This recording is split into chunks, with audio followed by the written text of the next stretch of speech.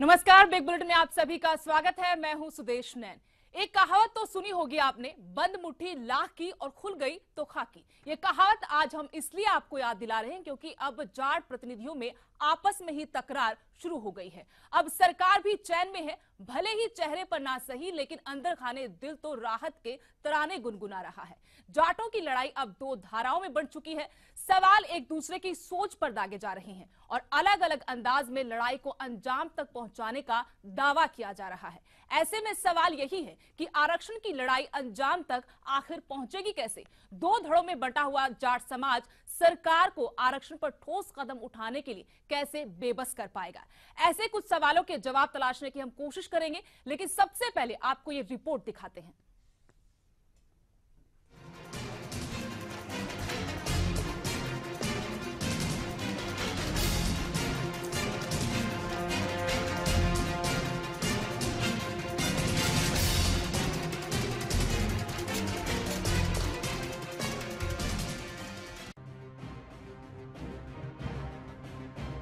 रविवार को शहीदी दिवस पर हिसार के मैयड़ में रैली हुई। इस रैली में 11 राज्यों के जाट प्रतिनिधियों ने हिस्सा लिया।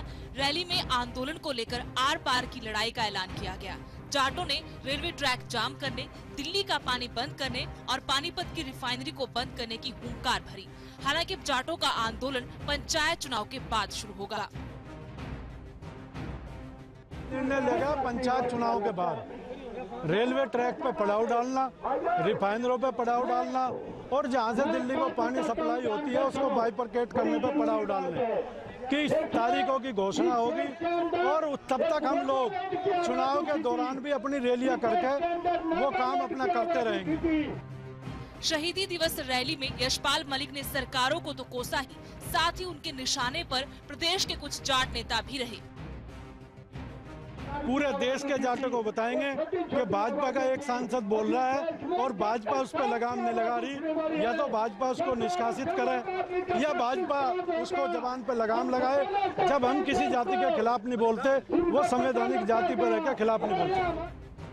उधर रोहतक में जाट आरक्षण संघर्ष समिति के बैनर तले जाट जुटे और 8 नवंबर को बहादुरगढ़ में रैली करने का फैसला लिया गया। इस रैली के लिए जेली और लाठियां लाने का फरमान भी जारी कर दिया गया।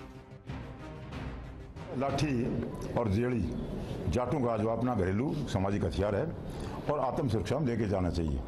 आपने देखा होगा आरएसएस के ये हमारे जो मुख्यमंत्री खट्टर साहब, मोदी साहब हैं, प्रधानमंत्री जी, इनको मैंने देखा है।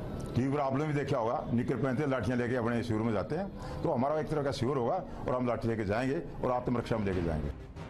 खैर, आंदोलन को लेकर जाटों की जोर आजमाइश जारी है, लेकिन अब वो दो फाड़ होते नजर आ रहे हैं।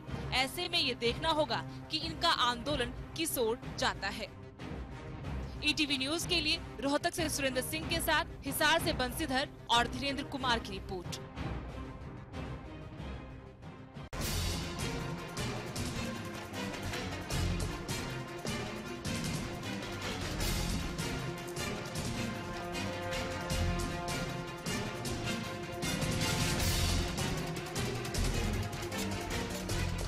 आरक्षण की लड़ाई अब दो धड़ों में बढ़ चुकी है। हालांकि सरकार खुले मुंह बोलने से बच रही, लेकिन मन की खुशी छिपाए नहीं छिप रही। लेकिन जो सरकार नहीं बोल पा रही थी, उसे कांग्रेस ने अपनी जुबान दे दी।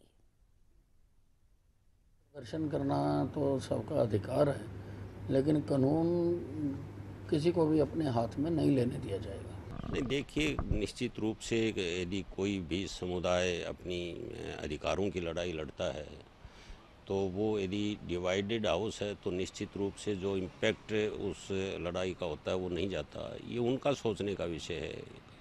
कांग्रेस पार्टी उनमें ये ताक झांक न पहले की और न आज करेगी कि वो किस तरह की रणनीति अपनाते हैं, क्या फैसला लेते हैं, उनकी कार्यनीति क्या है, वो उन्हीं के विवेक पे है और ये फैसला उन्हीं को करना है।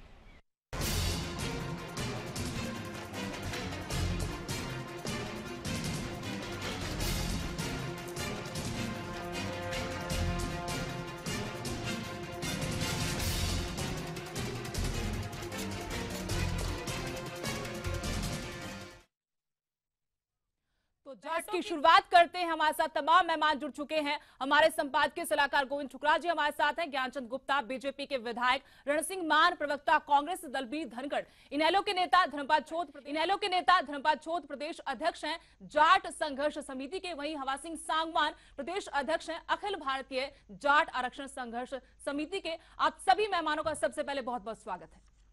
धर्मपाल छोट जी, मेरा पहला सवाल आपसे, हिसार में जाट नेता जुटे, जाट समुदाय के लोग जुटे, 11 राज्यों से जाट वहां पर पहुंचे कि एक नई शुरुआत हो, आरक्षण मिलना चाहिए, इस आवाज को इस बार बुलंद तरीके से उठाएं। लेकिन हुआ यह कि आपको इस्तीफा देना पड़ा और यशपाल मलिक और आपके बीच में तकरार हुई। क्या इस तरीके से जाट आंदोलन को आगे बढ़ाएंगे आप? देखिए, यशपाल मलिक की और मेरी जो तकरार हुई वो जाट आरक्षण आंदोलन को लेकर के नहीं हुई। मेरी और उसकी तकरार इस बात पे हुई कि वो अपनी व्यक्तिगत जो छवि है उसको उभारने की उसने ज़्यादा कोशिश की और अपने वक्ताओं से उसने ये कहलवाने की कोशिश की उनका कद छोटू राम के बराबर का है। मैंने यही उनसे कहा था कि व्यक्ति की पूजा करने की बजाय जाटों को अपनी लड़ाई लड़नी चाहिए, आरक्षण आंदोलन सुचारू रूप से चलाना चाहिए। तो क्या ये मान लें कि जाट आरक्षण की लड़ाई से बड़ा अब आपके नेताओं का कद हो गया है, अपनी ही महिमा मंडन में लग गए हैं वो, तो जाट आरक्षण की लड़ाई कहां रह गई फिर? देखिए, ये तो मैं बात शुरू से पहले भी कहता आ रहा हूँ कि जाट आरक्षण आंदोलन चलाने की बजाय अलग अलग तरीके से अपना व्यक्तिगत छवि उभारने की ज़्यादा कोशिश कर रहे हैं। अगर जाटों को ये एक हो जाना चाहिए और अपनी व्यक्तिगत छवि उभारने के बजाय जाट समाज के लिए काम करना चाहिए, यही मैंने वहाँ पर भी यही कहा था और आज भी मेरी यही लेकिन धर्मपाल छोट जी, ऐसा हो नहीं रहा। मेरा सवाल आपसे यही, क्या ऐसे हालात में जाट आरक्षण की लड़ाई को आप अंजाम तक पहुंचा पाएंगे? देखिए, जो जाट है, जो गांव में रहने वाला जाट है, जो नौजवान जाट है, वो लड़ाई लड़ना चाहता है। कुछ नेता हैं जो अपनी छवि उभारना चाहते हैं, लेकिन जो आम जाट है, गांव में बसने वाला, खेती करने वाला या पढ़ने वाला नौजवान जाट है, वो इस लड़ाई को लड़ेगा। नेताओं के भरोसे ये लड़ाई नहीं लड़ी जाएगी। आम जाट इस लड़ाई को लड़ने के लिए तैयार है। लेकिन हवा सिंह सांगवान जी, बिना नेता के कैसे लड़ाई लड़ेंगे जाट?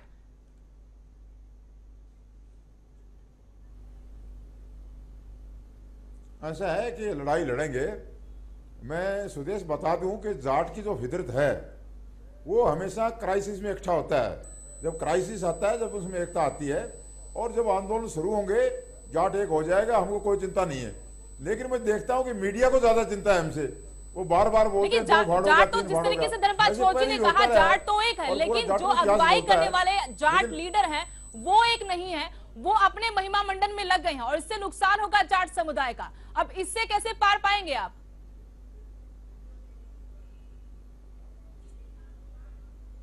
ये जो नेता है, हमारे जैसे जितने नेता हैं, इनको जो है जाट मजबूर कर देंगे, सब एक हो जाएंगे, कोई चिंता की बात नहीं है। लेकिन ये जो बाहर से आके मलिक जैसे जो गुमराह कर रहे हैं जाटों को, ये सबसे बड़ी चिंता का विषय है। क्योंकि जो आदमी अपने प्रदेश में कुछ नहीं करता है और उनका बड़ा गलत जो है बैकग्राउंड रहा है और उसके बावजूद वो आदमी बैक आता है और वो कहता भी था हमारे साथ जब कि आप सांगवान साहब इनको समझाओ मत, बैक आओ।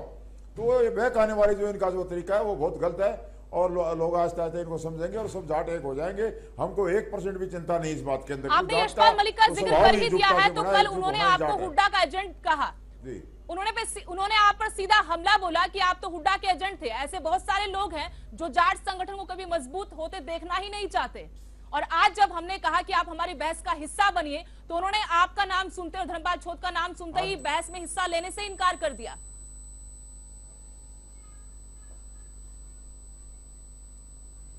ऐसा है कि देखो, ये उस आदमी का मैं पहले बोला काम है प्रोपगंडा करना, झूठ बोलना उसकी जो है एक किस्म से आदत है। और उन्होंने पहले प्रचार किया था कि हवा सिंह सांगवान ने दोनों लड़कों का शीश लगवा लिया, उसी ने प्रचार किया और हुड्डा से गवर्नमेंट से पैसे लिए। ये अभी 2 साल पहले जब हमने आंदोलन किया था उस टाइम भी किया था। तो इस आदमी की ऐसी है, ऐसा नेचर है, ये आदमी ऐसे करता रहता है, अपनी नहीं देखता है। अब अपना पीछे का बैकग्राउंड नहीं देखता, वो हमको बताना पड़ेगा लोगों को ये चीज़ है क्या। इसके जो है सगे बहन हुई, क्या नाम है, सुसाइड किया और उसमें सुसाइड नोट में इसके लिखा और ये 2 साल जेल में रहा। ऐसे ऐसे इसके खिलाफ पूरे पैसे के मामले चल रहे हैं, यूपी में बार बार अखबारों में आए। तो उस बात को छपाता है, ये आके हरियाणा में लोगों को मूर्ख बनाता है और चलिए हवा सिंह सांगवान जी कोशिश करेंगे यशपाल मलिक जी को हम फोन लाइन से जोड़ पाएं और हम इस बहस में उनको शामिल कर पाएं, लेकिन एक बात तो तय है कि जाट नेता एकजुट नहीं है। भले ही जाट समुदाय के लोग जाट आरक्षण को लेकर एकजुट होने की कोशिश में लगे हों, लेकिन इस सब से एक बात तो तय है कि बीजेपी के नेताओं ने राहत की सांस ली है। बीजेपी की तरफ से ज्ञानचंद गुप्ता जी हमारे साथ हैं। ज्ञानचंद गुप्ता जी, बड़ी सरदर्दी थी, अगर जाट नेता एकजुट हो जाते और इस तरीके से आंदोलन बढ़ता तो आपकी सरकार के लिए सबसे बड़ी मुसीबत हो सकती थी। अब जाट जो दो गुटों में बंट गए हैं, उस खबर से कितनी राहत आपकी सरकार को? देखिए, कोई भी वर्ग किसी भी प्रकार से एजिटेशन पर जाए, संघर्ष के लिए कोई दबाव डाले या किसी और प्रकार से जो संघर्ष का रास्ता है वो अपनाए, तो मैं समझता हूँ कि सरकार उसके बारे में अवश्य सोचती है। संघर्ष करने का अधिकार हर व्यक्ति को है, प्रत्येक समुदाय को है, लेकिन संघर्ष की जो रूपरेखा है अगर वो अहिंसात्मक नहीं है, जो हिंसा की ओर बढ़ाने वाले जो संघर्ष है, उसकी अगर कहीं से भी किसी भी प्रकार से कोई बात आती है, जैसा अभी कुछ जाट नेताओं ने कहा कि जेली लेकर के और लाठी लेकर के हम तैयार हैं, और किसके लिए लाठी और किसके लिए जेली लेकर के? समाज के बंधु सब एक हैं, आपस के अंदर मिलजुल करके अपने हक को मांगना हर व्यक्ति का अधिकार है, लेकिन दबाव के जरिए किसी भी प्रकार से पानी रोक करके, बिजली रोक करके, दूध रोक करके, इस प्रकार यहाँ पर मैं एक चीज साफ कर दूं गुप्ता जी, इनका आरोप ये है कि बीजेपी ने इनके केस की वैसे पैरवी नहीं की जिस तरीके से होनी चाहिए। ये देखिए सुदेश जी, हमारी ही सरकार है जिसने सुप्रीम कोर्ट के अंदर दोबारा हमने जाकर के वहां पर जाकर के अपील की है। हमारी ही सरकार ने पहले अटल बिहारी वाजपेयी जी ने 4 प्रदेशों के अंदर जाट समुदाय को आरक्षण दिया था। हमने अब भी हमारी सरकार ने इसकी पैरवी पूरी तरीके से की है। पर ये जाट नेता नहीं मानते, इसके साथ ही आपकी पार्टी से अभी तक एक राय नहीं बन पाई है। नहीं, हमारी राय एक है, पार्टी का बिल्कुल स्टैंड क्लियर है कि हम जाट आरक्षण के पक्ष में हैं और हमारी पार्टी जो है हमेशा जाट की। लेकिन मॉनसून सत्र में मुख्यमंत्री ने जवाब क्यों नहीं दिया? अगर ये बात थी तो सरकार की तरफ से जवाब आना चाहिए था। नहीं, देखिए, हमने कहा है, हमने सुप्रीम कोर्ट के अंदर अगर अपील की है तो वो सरकार ने की है, किसी और ने थोड़ा ही की है। सरकार अगर चाहती है, सरकार अगर ना चाहती है, अपील में ना जाती, तो उसके लिए जिम्मेदार सरकार होती ना। अगर सरकार की इच्छा जी, आपकी तरफ से आरोप लगता है कि बीजेपी सरकार ने उस तरीके से पैरवी नहीं की आपके केस की जैसे होनी चाहिए, और इसी वजह से आज आपको आरक्षण नहीं दिया जा रहा। देखिए, हरियाणा प्रदेश में माननीय हाईकोर्ट में जाट आरक्षण पे स्टे है, या तो स्टे को ये रद्द करवाए बीजेपी की सरकार। हाईकोर्ट जो है वो जो न्यायिक पालिका है वो इनके विधायकों के या मुख्यमंत्री के अंदर नहीं है।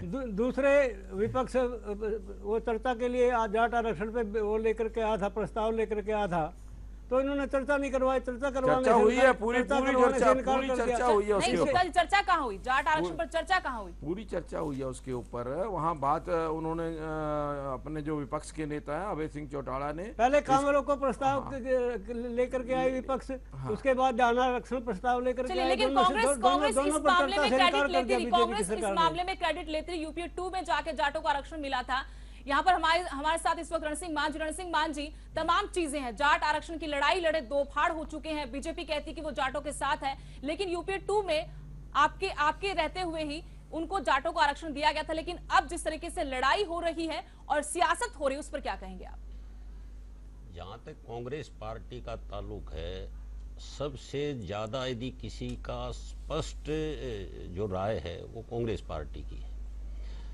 रिजर्वेशन संविधान के मुताबिक जातीय आधार पे है, और जो लोग केवल आर्थिक आधार पे आरक्षण की बात करते हैं जब रिजर्वेशन का मसला आता है, खास करके जब जाट समुदाय की रिजर्वेशन का मामला आता है, तो ये एक सातिराना तर्क है।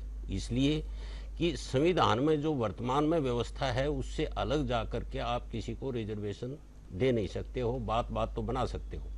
और कांग्रेस ने बहुत स्पष्ट रूप से न केवल पैरवी की, और जब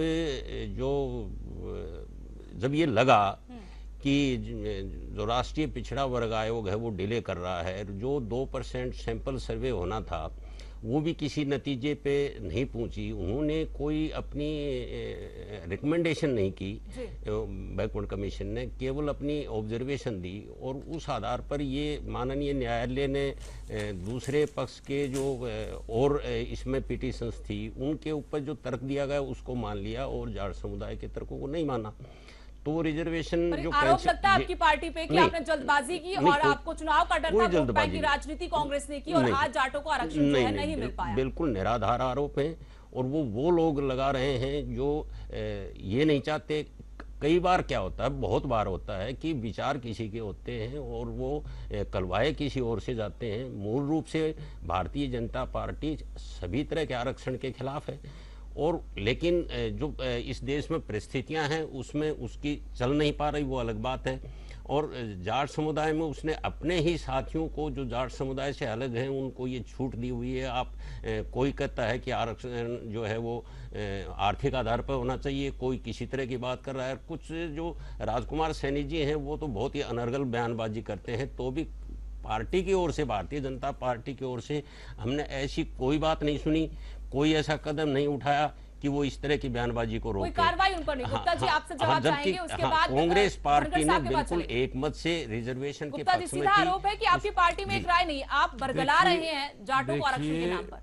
भारतीय जनता पार्टी एक लोकतांत्रिक पार्टी है, उसके अंदर लोकतंत्र है, कोई भी व्यक्ति को अपनी राय देने का अधिकार है, लेकिन जो फैसला होता है, जो पार्टी का फैसला होता है, उसको सभी जो विधायक हैं, चाहे वो पार्टी के मेंबर हैं, वो सब मानते हैं। लेकिन किसी के ऊपर अगर मतलब अब कांग्रेस पार्टी के अंदर किस प्रकार का लोकतंत्र है, किस प्रकार की व्यवस्था है, वो आप देखते हैं कि हुड्डा जी और तंवर साहब कहीं एक रैली करते हैं, कहीं दूसरी रैली करते हैं। वो कहीं वो बहस का विषय ही नहीं है। वो बहस का विषय वो कुछ बयान देते नहीं। बात यह है कि जिस तरीके से आरोप लगा कि आपकी पार्टी में जाट आरक्षण को लेकर एक मत है ही नहीं। सवाल ये है जाट आरक्षण के मुद्दे के ऊपर कांग्रेस ने जाटों को आरक्षण देने का काम नहीं किया, सिर्फ वोट बटोरने का काम किया। उन्होंने चुनाव से आपके पास आना चाहते हैं। आपकी पार्टी की तरफ से सबसे ज्यादा मुखर होकर जाट आरक्षण पर समर्थन किया जा रहा है, लेकिन इस वक्त जिस तरीके से जाट आरक्षण की रूपरेखा है वो बिगड़ती नजर आ रही है। जाट खुद ही एक मत नहीं है, एकजुट नहीं है। इस बीच में आप क्या कहेंगे, क्या आपका समर्थन जारी रहेगा? और जिस तरीके से बीजेपी और कांग्रेस की तरफ से इस मसले पर अभी तक राजनीति होती रही है, क्या वाकई में ये सब चलता रहेगा और अंजाम इसका जैसा सोचा जा रहा है वैसा नहीं होगा? सुदेश जी, पहली बात तो भारतीय जनता पार्टी की बात करूंगा मैं। भारतीय जनता पार्टी कहती कुछ है, करती कुछ है। उसके दो कारण हैं।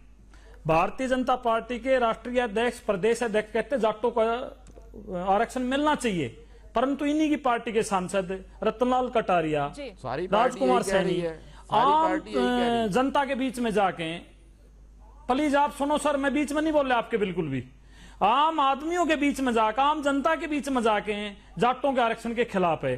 पहली बात तो भारतीय जनता पार्टी अपनी पार्टी में एक राय रखे, सबसे बड़ी बात है। अनुशासन बोलते हैं हमारी पार्टी में सबसे ज्यादा ही देश में। राष्ट्रीय पार्टियां एक अनुशासनहीन पार्टियां होती जा रही हैं। ये बहुत माड़ी बात, अच्छी बात नहीं है। रही कांग्रेस की बात साफ सुथरी है। चुनाव को यूज करने के लिए, वोटों में तब्दील करने के लिए जाटों की वोटों को जल्दबाजी में, आखिरी समय में, 10 साल इनके पास पूरा समय था, तरीके से लोकसभा में बिल पास कराते, लोकसभा में बिल लेके आते, वहां सबका दूध का दूध, पानी का पानी हो जाता। और भारतीय जनता पार्टी अगर आज वोटिंग करा लेते, दो फाड़ हो जाएगी, चाहे विधानसभा हो चाहे लोकसभा हो। भारतीय जनता पार्टी का दिखावा है। रही जाटों के अलग अलग होने की बातें, मैं इस बात को नहीं मानता। सबकी मंजिल एक है, सबकी मंजिल एक है। रास्ते हो सकते अलग हो जाटों के, आरक्षण, सब आरक्षण चाहते हैं, सब जाट आरक्षण चाहते हैं। रही मेरी पार्टी की बात, मेरी पार्टी ने विधानसभा में बिल्कुल क्लियर कर दिया है। सारे भाई यहां सुन रहे हैं, जाट नेता भी सुन रहे हैं, विपक्षी दल भी सुन रहे हैं, भारतीय जनता पार्टी भी सुन रही है और कांग्रेस भी सुन, बड़े ध्यान से सुनने की बात है। हमारी पार्टी ने बिल्कुल नीति नीयत साफ रखी है। कांग्रेस मैदान छोड़ के चली गई, वहीं खड़ी होती, हमारे साथ बराबर में खड़ी होती, कहती जाटों को आरक्षण मिलना चाहिए। कांग्रेस भी दो फाड़ थी उसमें, और भारतीय जनता पार्टी तो जिस दिन वोटिंग कराएगी सरकार ही गिर जाएगी इनकी। बिल्कुल साफ सुथरी बातें ये नहीं करते हैं। भारतीय जनता पार्टी की कथनी और करनी में फर्क है। साफ सुथरी बातें क्यों नहीं करते ये लोग, क्या दिक्कत है? बिल लेके आते, बहस करते, बहस की बात कर रहे हैं। इस पर सवाल करेंगे, कांग्रेस से भी सवाल करेंगे, धनखड़ साहब और गुप्ता जी से भी सवाल करेंगे। टुकराल जी, आपके पास आना चाहेंगे, क्या वाकई में ये सियासी बातें हैं, ये साजिश है कि जाटों को इस मुद्दे पर आगे बढ़ने से रोका जाए और इसका एक ही तरीका कि दो फाड़ कर दिया जाए जाट नेताओं को? देखिए, आप इसकी जो सियासत है ना, जाट आरक्षण की एक सियासत भी है जी। सभी पार्टियां उसमें कहीं ना कहीं इन्वॉल्व है सियासत में। कांग्रेस में अपने 10 साल के राज में आखिर में आके जाटों को आरक्षण की बात की और कर दिया, सुप्रीम कोर्ट ने रिजेक्ट कर दिया, इन्होंने रिव्यू पिटीशन डाली, वो भी खारिज हो गई। रिव्यू पिटीशन से पहले इन्हें सोचना चाहिए बीजेपी को कि ये रिव्यू जो हम डाल रहे हैं कि सुप्रीम कोर्ट में टेस्ट होगा कि नहीं होगा, वहाँ रहेगा कि नहीं रहेगा। जब ये कहते हैं कि जो कमीशन ने रिपोर्ट दी थी उस पे बेसिस पे बात होगी, तो कमीशन की रिपोर्ट तो अभी स्पष्ट थी नहीं, बैकवर्ड कमीशन की। एक सेकंड, दूसरी बात, इनकी बीजेपी जो है, मैं सभी पार्टियों की बात करूंगा, बीजेपी ने जो अभी रूलिंग पार्टी है नेशनल लेवल पे भी और हरियाणा में भी, अभी जब विधानसभा का सेशन हो रहा था उसमें लोकदल वाले एक काम रोकू प्रस्ताव लेके आए, उससे काला टेंशन मोशन बनाया गया, उस पर कोई बहस नहीं की गई, सरकार ने कोई स्पष्ट बयान नहीं दिया स्वाय इस बात के। मैं बताता हूँ, स्वाय के एडवोकेट जनरल पेश कर दिया और उसने कहा कि ये मामला विचाराधीन है कोर्ट में, इसलिए इस पर बहस नहीं हो सकती। कितने मामले होते हैं जो विचाराधीन होते हैं कोर्ट में, जिन पे लगातार बहस बनती है, कानून बनता है। पंचायत का एक सुन लीजिए, सुन लीजिए ज्ञानचंद, सुन लीजिए, मैं आपकी बात नहीं सुनूंगा, मैंने आपकी बात सुनी ना, कितने आराम से मैंने आपकी बात आराम से। देखिए, मुझे डिस्टर्ब कौन कहता है? पंचायत का मामला हुआ नहीं, कानून बनाया तो पंचायत में वो मामला पहले से हाई कोर्ट में है, जिसपे आपने कानून बनाया वो मामला पहले से हाई कोर्ट में है, उसके ऊपर आपकी सरकार कानून बनाती है, देखिए यहाँ पे मैं बताता हूँ, गुप्ता जी, आपकी पार्टी पंचायती राज संशोधन कानून बनाती है, ऐसा है नहीं। आप एक बात सुन लीजिए ना, 2 मिनट हौसले से सुन लीजिए। क्या सुन क्या रहे हैं आप? तो हर बात पे टोक रहे हैं। अब सुन लीजिए, आपने एडवोकेट जनरल, नहीं मुझे ये बताइए, आपने एडवोकेट जनरल वहाँ क्यों फील्ड किया? वहाँ मनोहर लाल, नहीं क्या कानूनी स्थिति थी? क्यों बोल रहे हो? कानूनी स्थिति क्या आपका नंबर आए तो बात करना नहीं है। बिल्कुल, एक एक करके बात रखेंगे अपने। ठुकराल जी, गुप्ता जी को हाथ जोड़ कर रोक दो। सुरेश नैन जी, गलत क्या है? मैं बताता हूँ आपकी सियासत क्या है। सियासत ये है कि यहाँ राजकुमार सैनी आते हैं, वो खुल के इसका विरोध करते हैं, इनके दूसरे नेता खुल के। देखिए, बीजेपी एक तरफ जा रही है, आप उसको समझिए। बीजेपी इस आरक्षण के मुद्दे को, खास करके ओबीसी के मुद्दे को खोलना चाहती है, और उस खोलने के बाद इकोनॉमिक क्राइटेरिया लगा के कुछ ना कुछ करना चाहती है। जो कुछ गुजरात में हो रहा है, जो महाराष्ट्र में हो रहा है, जो राजस्थान में गुजरों का मसला है, इस सबको मसले को देखिए। और सबसे बड़ी बात पता क्या हो रही है इसमें, कि जाटों के इस आरक्षण वाले मुद्दे पे जो असली किसानों के मुद्दे हैं, जिनकी अध्ययन होना चाहिए, जिनके रास्ते खोलने चाहिए, वो खोलने की बजाय इसी में घुमाया जा रहा है। और इसमें अकेली बीजेपी शामिल नहीं है, इसमें कांग्रेस भी शामिल है, लोकदल भी शामिल है, क्योंकि ये आसान काम है।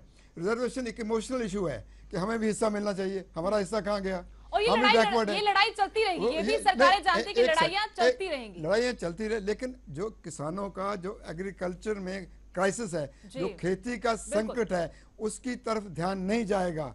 किसानों का जो आज रिजर्वेशन की मांग है, जाटों की जो मांग है, ये मुझे बताइए, ये हरियाणा और वेस्टर्न यूपी में सीमित क्यों हो जाती जाके? ये पंजाब में क्यों नहीं जाती? क्योंकि उसमें मसला ये है कि आपका जो हिंदुस्तान भर का खेती का संकट है, रोज जो खुदकशियां हो रही हैं, जो किसान बुरे हाल में है, उसका इलाज आपको रिजर्वेशन से नहीं मिलेगा। ये बात समझाने की जरूरत है, वो समझाता कोई नहीं। सभी अपनी राजनीतिक पार्टियां सभी अपने ढंग से इसको इस्तेमाल करना चाहती हैं, इस इशू को इमोशनल इशू बना के इस्तेमाल करती हैं, राजनीतिक पार्टियों से और आपके आरोपों पर सवाल करें। इसके विक्टिम बन रहे हैं, उनको एक्सप्लॉइट किया जा रहा है। थोड़े से ब्रेक लिए यहाँ पर रुकेंगे और बड़ा सवाल यही है कि किस तरीके से कांग्रेस ने लीपापोती की जाट आरक्षण के मसले पे, उसके बाद बीजेपी की सरकार बनती है राज्य में, केंद्र में, और वहां पर सही तरीके से इस पूरे मामले की पैरवी नहीं कर पाई। ये आरोप यानी यहाँ पर जमकर सियासत हो रही है, और ये सियासत का क्या रूप है और क्या जाट नेता इस बात को समझते हैं या फिर ऐसे ही दो फाड़ होते रहेंगे जाट नेता। थोड़े से ब्रेक रुकेंगे, ब्रेक के बाद हमारी बहस लगातार जारी रहेगी।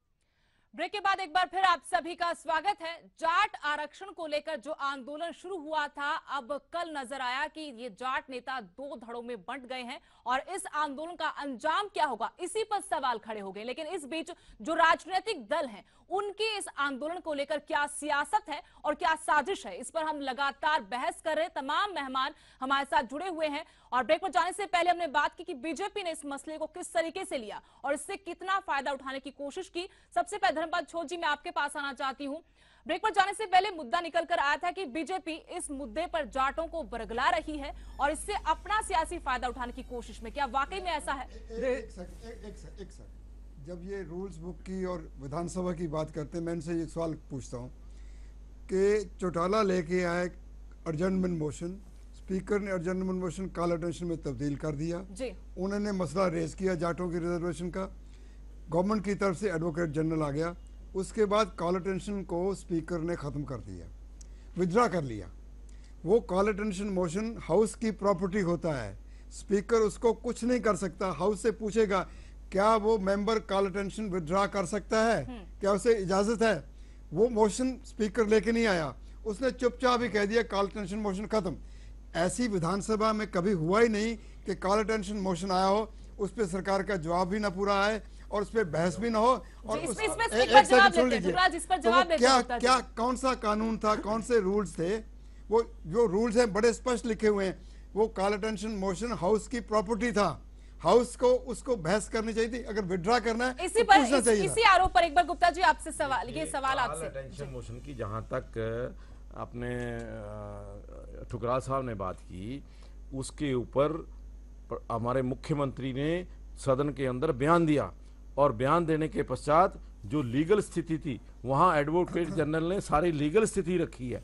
उसके पश्चात वो जो विड्रॉ हुआ है, ऐसा नहीं है उसके पास उसके बाद स्पीकर का नहीं है। नहीं, वो ठीक है आपकी बात, स्पीकर का नहीं है, लेकिन हाँ, तो वो जो नहीं, मेरी बात सुनो। एक बार धर्मपाल छोट जी को शामिल करते हैं। आपके आरोपों पर हम बात करेंगे। धर्मपाल छोट जी, क्या बीजेपी वाकई में आपको बरगलाने की कोशिश में है? जिस तरीके से कांग्रेस ने पूरे मसले पर लीपापोती की और वोट बैंक साधने की कोशिश में कामयाब हो गई, लेकिन अब बीजेपी भी उसी ढर्रे पर जा रही है। उसी ढर्रे पर जा रही है। नरेंद्र मोदी जी ने जाटों को बुलाया था और कहा था कि हम जाटों को आरक्षण ओबीसी में शामिल करेंगे। हमने मोदी जी से यही कहा था कि आप लोकसभा के अंदर जाट आरक्षण का बिल लेकर के आइए और उसका कानून का दर्जा दिलवाइए। इसी तरीके से हमने हरियाणा प्रदेश के मुख्यमंत्री जी से भी यही कहा था कि आप जाट आरक्षण का बिल विधानसभा में लेकर के आए और उसको कानून का दर्जा दें। लेकिन वो मानसून सत्र में न हरियाणा की विधानसभा में कोई बिल आया और न ही संसद के अंदर कोई बिल आया। तो इसलिए ये जो राजकुमार सैनी जो बयान दे रहे हैं, ये खुद का बयान नहीं है, ये बयान बीजेपी वाले उसको दिलवा रहे हैं, नहीं तो उसको बंद कर सकते हैं बीजेपी की सरकार। बिल्कुल। हवा सिंह सांगवान जी, मेरा सवाल आपसे यही है जो मैं धर्मपाल छोट जी से पूछा, क्या बीजेपी की नीयत नहीं है जाटों को आरक्षण देने की, सिर्फ ये नुमाइश कर रहे हैं और एक नेता को आगे कर रखते हैं कि जाटों को आरक्षण दिलवाने के हक में बीजेपी है, दूसरे नेता को आगे करके रखते हैं कि आप इस आरक्षण का विरोध कीजिए?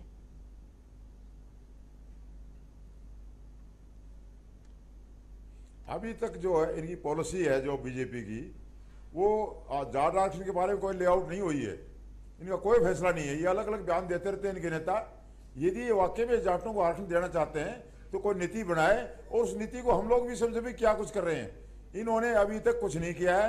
इन्हें एक काम किया है कि एक जो थोड़ा सा साइट्रिक केस था उसे एमपी को ढूंढा है और वो एमपी इनका काम कर रहा है। वो जो है जाटों के खिलाफ बोलता है, बहुत बुरी तरह बोलता है। परसों चांग बोला है कि जाट हमारे दुश्मन है। तो ये खुद जो है बीजेपी ऐसा काम करवा रही है, क्योंकि डिवाइड एंड रूल का जो है पूरा फार्मूले को इस्तेमाल कर रही है। और जो समझने वाले लोग समझ गए, नहीं तो है कि एक एमपी की कोई हिम्मत नहीं पार्टी की विचारधारा के खिलाफ जाके बात कर सके। और यदि एक एमपी की विचारधारा पार्टी की विचारधारा से बड़ी है, आपके आरोपों पर ही एक बार जाते हैं, गुप्ता जी से जवाब लेंगे। गुप्ता जी, सीधा आरोप है जाट नेताओं का कि आपकी तरफ से ही ये संकेत है कि डिवाइड करो, रूल करो, और इसी नीति पर आप चल रही है, आपकी सरकार भी इसी नीति पर काम कर रही है। देखिए, मैं आदरणीय धनखड़ जी जो इनेलो के प्रवक्ता है, उनको मैं रिमाइंड कराना चाहूँगा कि उनके ही नेता दिग्विजय सिंह चौटाला ने आर्थिक आधार पर आरक्षण की मांग की और आपके चैनल के ऊपर की। उन्होंने आकर के कहा कि आर्थिक आधार के ऊपर आरक्षण होना चाहिए। नहीं, बात और एक आपकी सरकार किस नीति पर है? आपकी सरकार भी चाहती कि आर्थिक आधार दूसरी पर बात, आरक्षण मिले। आज तक अभी तक इंडियन नेशनल लोकदल के जो नेता 36 बरादरी की बात करते थे कि हम 36 बरादरी के लिए हैं, 36 बरादरी के आगे बढ़ाने के लिए हैं, लेकिन आज केवल जाट के ऊपर क्यों आकर के अटक गए हैं? क्या उनके पीछे मतलब वो डिवाइड कर रहे हैं या हम डिवाइड कर रहे हैं? नहीं, आपके इस बयान से क्या मतलब मैंने कहा कि आपकी पार्टी जाट आरक्षण के विरोध में है? नहीं, बिल्कुल नहीं, मैंने बिल्कुल नहीं कहा जाटों को आरक्षण मिले। नहीं, बिल्कुल नहीं कहा। एक राय सही क्यों नहीं रख पा रही आपकी सरकार? हमारी राय बिल्कुल क्लियर है, हमारी पार्टी की राय बिल्कुल क्लियर है। और जो हमने आज सुप्रीम कोर्ट के अंदर या हाई कोर्ट के अंदर जो लड़ाई लड़ी है, हमने बिल्कुल इस बात को लेकर के लड़ी है कि जो जाट को आरक्षण जो है वो बना रहना चाहिए। इनकी बात ठीक है, हाँ, इनकी लेकिन बात को मान लेते हैं, लेकिन मेरी बात सुनिए, एक मिनट मेरी बात सुनिए। लेकिन जिस प्रकार से आज जाटों को इस्तेमाल करने की कोशिश की जा रही है, जाटों को आपस के अंदर लड़ाने की कोशिश की जा रही है, कोई इंडियन नेशनल लोकदल का प्रतिनिधि बैठा है, कोई कांग्रेस का प्रतिनिधि बैठा है, कोई दूसरी पार्टी का प्रतिनिधि बैठा है, सब अपनी अपनी राजनीतिक रोटियां सेकने का प्रयास कर रहे हैं। सब अपने अपने ग्रुप बना करके अपने अपने नेता खड़े करके वो। हाँ, इनसे एक सवाल पूछा जाए, सिर्फ छोटा सा सवाल। अगर हम ओबीसी का सिलसिला खत्म कर दें, ये जो कोटा है ओबीसी का पूरा खत्म कर दें, ये आप मेरा आपसे सवाल है कि इस सिचुएशन ऐसी क्या बन रही है कि आपकी पार्टी क्या इस मामले में कि चॉइस अगर आपके पास हो कि ओबीसी रखना है या आर्थिक आधार रखना है, तो आप आर्थिक आधार पे खड़े होंगे या ओबीसी पे खड़े होंगे? आप ये बता दीजिए। देखिए, बस इतना सवाल कर दीजिए। आज जो ना ओबीसी के आरक्षण के हम इसको खत्म करने के पक्ष में है, जो जिसको आरक्षण मिला हुआ है उसको किस तरीके से खत्म किया जाए, ये पूरे देश के अंदर बहस का विषय है। उसके ऊपर हमारी पूरे देश को इसके ऊपर विचारना चाहिए, सोचना चाहिए। लेकिन आपका विचार क्या है? नहीं, देखिए, मेरा व्यक्तिगत विचार कुछ भी हो सकता है। मेरी पार्टी का मेरा व्यक्तिगत विचार, पार्टी का बताइए, अपना बताइए। देखिए, मेरा व्यक्तिगत आधार ये है कि गोल बोल ना करिए, बताइए। मेरा व्यक्तिगत आधार मैं जो विचार है वो मैं ये कह रहा हूँ कि इस समय की परिस्थितियों को देखते हुए इसके ऊपर पूरे देश के अंदर बहस होनी चाहिए, और जो देश के अंदर बहस के अंदर उसके अंदर से जो निकल के अंदर आता है, तो उसके ऊपर हमें कोई भी जो है निर्णय लेना चाहिए। आते हैं आपके पास एक बार रणसिंह मान जी, आपसे सवाल। एक बात कही गुप्ता जी ने कि कुछ राजनीतिक दल हैं जो फूट डाल रहे हैं, फैसला क्या ये संकेत आपकी तरफ था? क्या आपको लगता है कि वाकई में कुछ लोग हैं जो जाटों को इस मसले पर एक नहीं होने देना चाहते? नहीं, देखिए, कुछ लोगों की या कुछ पार्टियों की ये सोच हो सकती है कि इस तरह का तारपीडो किया जाए, लेकिन यदि मुद्दा सही है और किसी समुदाय का बिल्कुल अंदर से निकला हुआ है, तो वो कोशिश कामयाब होती नहीं है। और लीडरशिप का इशू है, वो भी समय के साथ हल होता है। कोई इशू ये नहीं है कि खड़ा होते ही उसको कामयाबी मिल जाए, उसमें समय भी लग सकता है। अच्छी लीडरशिप मूवमेंट यदि चलता है कोई, तो उसमें से निकल करके आती रहती है, और बहुत सारे उदाहरण हैं। अब रही बात विभिन्न दलों की सोच के ऊपर कि वो कौन दल कहाँ पे खड़ा है, अभी जिक्र हुआ कि हरियाणा में हुड्डा साहब कुछ बोल रहे हैं और तंवर साहब कुछ। बात है जाट आरक्षण के मुद्दे की। पार्टी पूरी तरह देश स्तर पे भी और हरियाणा यानी प्रदेश स्तर के ऊपर इस मुद्दे पे एकमत है। रैली चाहे कोई अलग करे, कोई अपने किसी और मुद्दे पर विचार कुछ करे, जहां तक जाट समुदाय को आरक्षण की बात है पूरी तरह से एक राय। सुनिए, हम मैं उसी पर आ रहा हूँ, थोड़ा क्लियर हो जाना चाहिए ताकि, क्योंकि श्रोताओं को भी अलग तरह की बातें सुनने को मिल रही हैं। अब रही बात भारतीय जनता पार्टी की, क्या मैं ये जान सकता हूँ कि भारतीय जनता पार्टी ने ये फैसला मतलब पार्टी स्तर पर ये फैसला लिया है कि आरक्षण इनको मिलना चाहिए? यदि ये फैसला लिया है तो दूसरी तरह की बात या दूसरा मत क्यों आ रहा है? और फैसला नहीं लिया, अभी मंथन के दौर में जैसा इनकी आदत है, तो वो बता दिया जाए ताकि और कितना समय ये लेंगे मंथन कर करके फिर ये फैसला लेंगे कि इसके ऊपर पार्टी की राय आखिरी में ये बनती है। अब रही बात बिल्कुल सीधा सवाल सीधा ना, मैं तीसरा लास्ट हो जाए। अब रही बात इनेलो की, जहाँ तक मुझे याद है कि शिवाय इस एडजर्नमेंट मोशन के जो इस अधिवेशन में जो अभी हो चुका, इसमें रखने के कभी भी जाट आरक्षण के पक्ष में मैंने इनेलो के किसी नेता के मुंह से या बयान न तो अखबार में पढ़ा, न किसी के मुंह से किसी प्लेटफॉर्म से सुना, न मैंने किसी मीडिया में किसी का इस तरह का बयान सुना।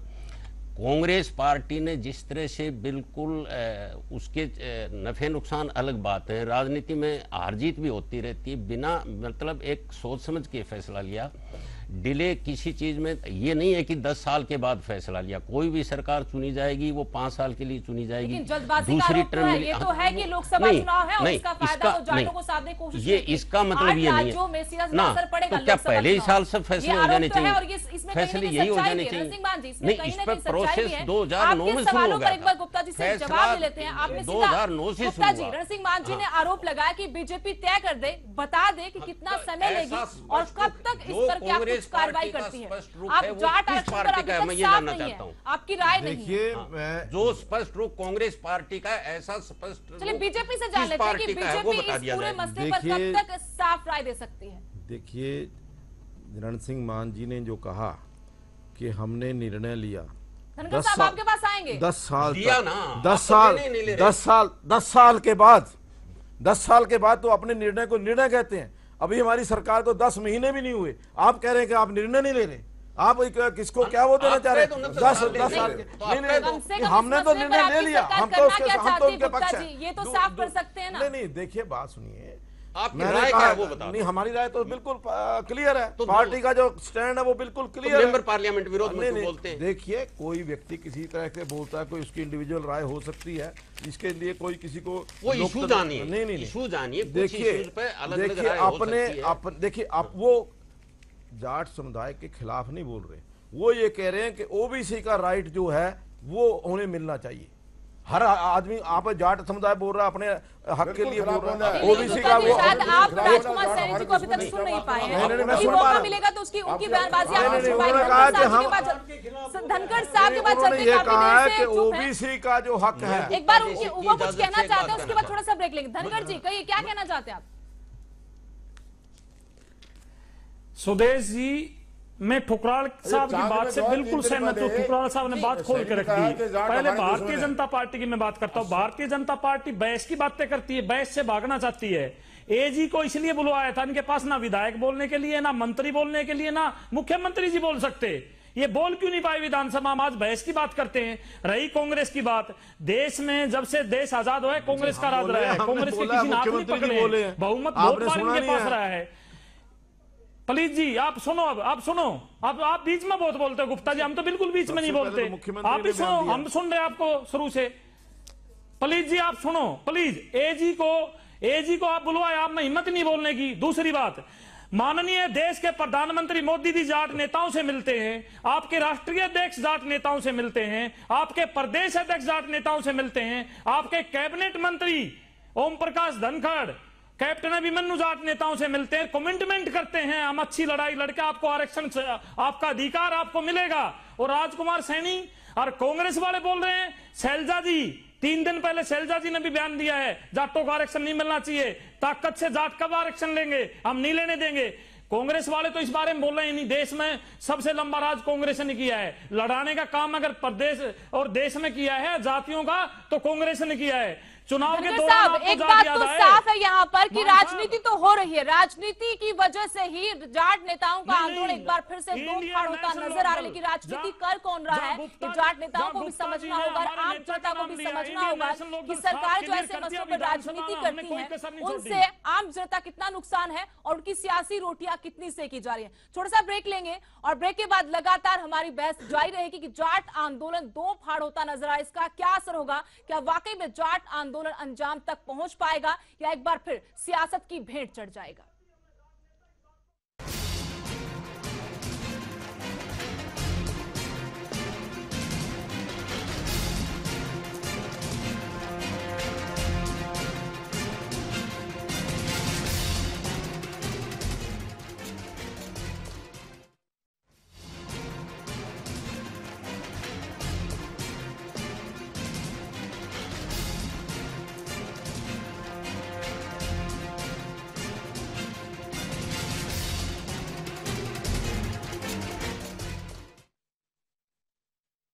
ब्रेक के बाद एक बार फिर बिग बुलेटिन में आप सभी का स्वागत है।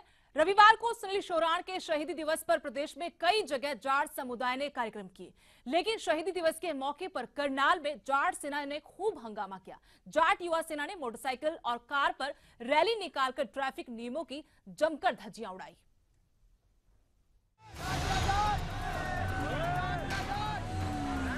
ये जाट आंदोलन की बानगी है, जाट आंदोलन के भविष्य की तस्वीरें हैं। जाटों की इस फौज को देखिए, ना नियमों की परवाह, ना किसी का खौफ।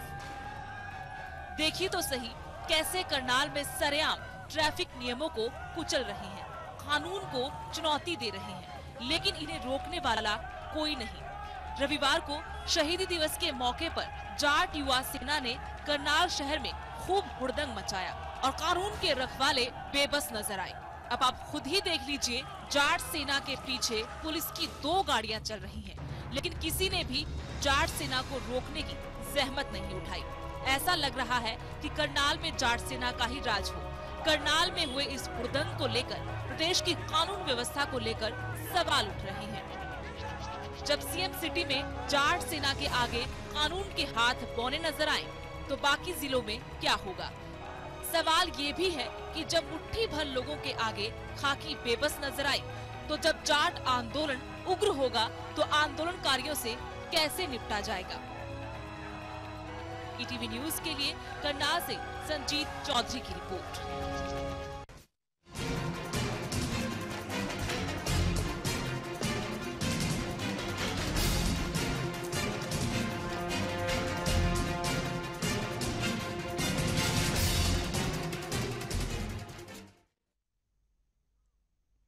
तो जाट आरक्षण के नाम पर करनाल की सड़कों पर कल इस तरीके से भी कुछ नजारा देखने को मिला।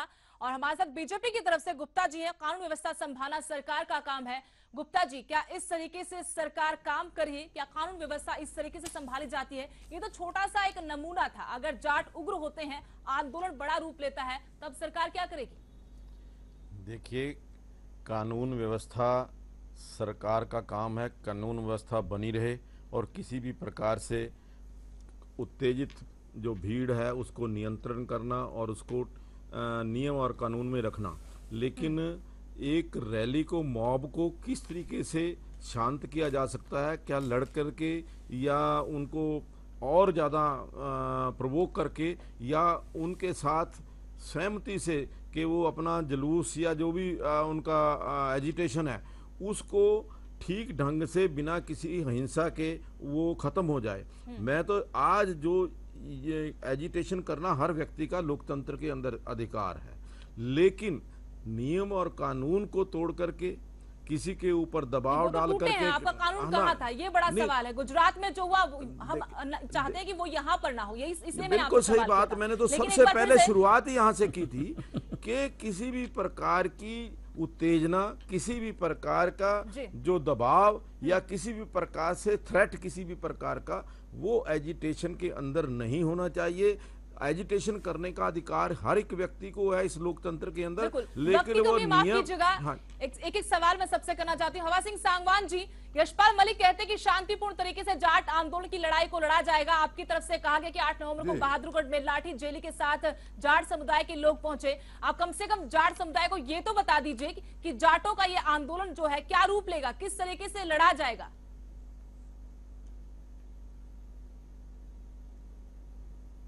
देखो, बड़ा स्पष्ट है, हम इनकी जो लाठी से काम करेंगे। जो आरएसएस है, जो ये सरकार जो बनी है, आप जानते हो, सरकार बिल्कुल जो है आरएसएस की समझिए आप, नाम बीजेपी का जरूर है। और ये लाठियां, हमारा मुख्यमंत्री जी मनोहर खट्टर लाठियां लेकर के जो है मुख्यमंत्री बन गए हैं, तो हम भी जो है लाठियां लेके अपने लड़ाई लड़ेंगे। और जो है यदि हमारे साथ बल का प्रयोग किया गया तो लेकिन आपके साथ ही इत्तेफाक नहीं रखते। धर्मपाल चौथ जी, क्या आप हवा सिंह सांगवान जी की बात से इत्तेफाक रखते हैं कि जाटों को आंदोलन अब इस तरीके से बढ़ाना चाहिए, लाठी हाथ में हो, जेली हाथ में हो? हालांकि यशपाल मलिक जी इस बात से इनकार कर चुके हैं। देखिए, हम लोकतांत्रिक तरीके से सरकार से मांग कर रहे हैं, शांतिपूर्ण तरीके से। सरकार शांतिपूर्ण तरीके से हमारी बात को माने। अगर सरकार हमारी शांति प्रियता को हमारी कमजोरी समझेगी और हमारा हक हमें नहीं देगी तो हमें दूसरा कदम उठाने के लिए भी मजबूर होना पड़ेगा। तो मान के चले कि ये हिंसात्मक भी हो सकता है? नहीं, हिंसात्मक नहीं हो सकता। हम घेराव करके कुछ ऐसी परिस्थितियां पैदा करेंगे। आप तो तस्वीर साफ कीजिए कि दो नेता अलग अलग बातें करें। एक कहते हैं कि लाठी जेले के साथ पहुंचे, एक बात कहते हैं अहिंसात्मक तरीके से। कह दिया उन्होंने। नहीं, लाठी जेड़ी तो देखो, जेड़ी तो जाट हर वक्त अपने हाथ में ही रखता है और लाठी लेकर के चलता खेतों के अंदर। ये तो कहने वाली बात ही नहीं कि वो लाठी जेड़ी लेकर के आएंगे। वो तो लाठी जेड़ी तो हमेशा उनके साथ ही रहती है। एकजुट क्या होंगे जाट नेता? ये भी तो बड़ा सवाल है। एक ही मंच पर दो जाट नेता अलग अलग बयानबाजी करते हैं। जाट नेता एकजुट होंगे। यही है कि जाट आंदोलन की अगुवाई कर कौन रहा है और जाटों को लगना किसके पीछे है? जाट नेता एकजुट होंगे या ना होंगे, लेकिन जाट जो है वो एकजुट है। और ये जाटों की लड़ाई खुद जाट स्वयं लड़ेंगे। जो जाट नेता जाटों के साथ गद्दारी करेगा उसको भी ये जाट अपने आप ठीक करेंगे। चलिए, ठुकराल जी है। आज तक दुनिया के इतिहास में कोई भी मॉब, कोई पीपल ने, लोगों ने लड़ाई नहीं लड़ी। उनके लीडर होते हैं जो उनको साथ लेके चलते हैं, वो आगे चलते हैं। अगर आप अभी आज अपनी एजुटेशन बंद कर दें, जाट चुपचाप बैठ जाएंगे। जाटों कोई चेहरा नहीं होगा, कोई अगुवाई करने वाला, अगुवाई करने वाला। एक सेकंड, एक बात को ये ध्यान कर लें। दूसरी बात ये है कि अभी जिस लेवल पे ये एजुटेशन है उसमें इतनी जान नहीं है कि बहुत बड़ी लड़ाई लड़ सके। लेकिन जब इसमें हिंसा आएगी, उस हिंसा के बाद ये इसका रूप और निकल के आएगा। पिछली बार हमने देखा यही हुआ। वो जाट नेता भी, कुछ जो जाट नेता हैं, सभी नहीं, कुछ जाट नेता इसको उस तरफ भी लेके जाएंगे। जैसे ये कहा कि परिस्थितियां बदल जाएंगी तो कुछ और करेंगे। और क्या करेंगे? ये कोई दबाव का एक तरीका भी हो सकता है कि कानून व्यवस्था को बिगाड़ तो सरकार झुक जाएगी। जब आप नरसिंह मान जी, आपको लगता है कि जाटों का शहर को घेराव काम आएगा? शहर का घेराव करेंगे तो क्या होगा? कि जाट एक हैं और लड़ाई लड़ेंगे, जाट लड़ाई लड़ेंगे, बिना नेता क्या लड़ाई लड़ पाएंगे जाट अपने आरक्षण की? देखिए, दोनों चीजें महत्वपूर्ण हैं। लीडरशिप भी महत्वपूर्ण है और एक इश्यूज भी महत्वपूर्ण है जी। और मुद्दा यदि जीवंत है और किसी के जीवन को प्रभावित करने वाला है तो वो तो लीडरशिप पे है, उसको ये तय करना होता है कि वो उसको क्या दिशा दे। जहाँ तक कांग्रेस पार्टी का ताल्लुक है, हम किसी भी हिंसक आंदोलन के इसलिए पक्ष में नहीं है क्योंकि यदि आंदोलन हिंसक हो गया, चाहे वो सरकार के षड्यंत्र के कारण ही हिंसक हो जाए, तो वो जो मूल मुद्दा है वो बात उससे पीछे चली जाती है और दूसरे इश्यूज हैं वो उभर के आ जाते हैं और मुख्य मुद्दा पीछे छूट जाता है। का घेराव करना है, वो घेराव के खिलाफ होंगे सैनी साहब, ये घेराव के हक में होंगे, वो घिराव होगा। ये टकराव तो जाहिर सी बात है, टकराव तो होगा। अगर इसी तरीके से आंदोलन चलता रहा और आंदोलन की सफलता तो टकराव तो होगा। बड़ा सवाल, लेकिन सबसे बड़ा सवाल ये कि क्या इस तरीके से ये लड़ाई लड़ी जाएगी। बहुत बहुत शुक्रिया आप सभी मेहमानों का हमारे साथ इस बहस में जुड़ने के लिए। लेकिन सवाल अभी भी वही है कि जाट नेता अगर दो फाड़ हो चुके हैं, फिर जाट आरक्षण की लड़ाई का अंजाम क्या होगा, यही सवाल है। इसके साथ ही सवाल ये भी है कि जाट आरक्षण का मसला पुराना है और यूपीए ने जाते जाते इस मसले को हल कर दिया था, लेकिन उसके बाद जो राजनीति हुई वो भी किसी छुपी हुई नहीं है और आगे क्या राजनीति होती रहेगी।